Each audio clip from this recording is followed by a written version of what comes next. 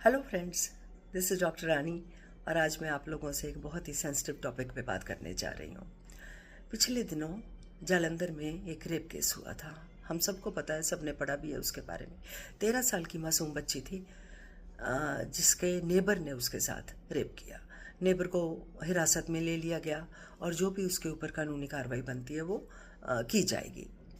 लेकिन एक स्टेटमेंट एक सो कॉल्ड बहुत बड़े रिलीजियस ऑर्गेनाइजेशन के हेड की तरफ से आई है कि उसका पाप बहुत छोटा है एज़ कम्पेयर टू के जो उसको सज़ा आप लोग कह रहे हो कि होनी चाहिए, और अगर वो उनकी शरण में आ जाता है तो उसकी जो पाप है वो भी धुल जाएंगे, उसका जो गुनाह है वो भी ख़त्म हो जाएगा, उसको माफ़ी भी मिल जाएगी और उसको स्वर्ग में जगह भी मिल जाएगी।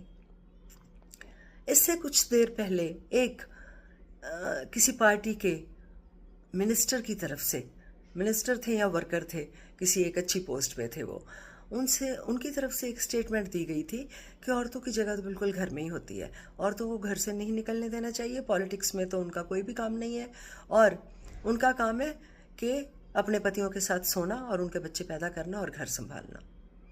आप सोच कर देखिए कि कौन सी सदी में हम जी रहे हैं और हमारी थॉट प्रोसेस क्या है। क्या हर घर में औरतें नहीं होती? क्या कोई भी जो आदमी है इस दुनिया में औरत के थ्रू नहीं आता? क्या उसकी माँ नहीं है? हर घर में बहनें भी हैं, बीवियाँ भी हैं, बच्चे भी हैं, बेटियाँ भी हैं और माएँ भी हैं।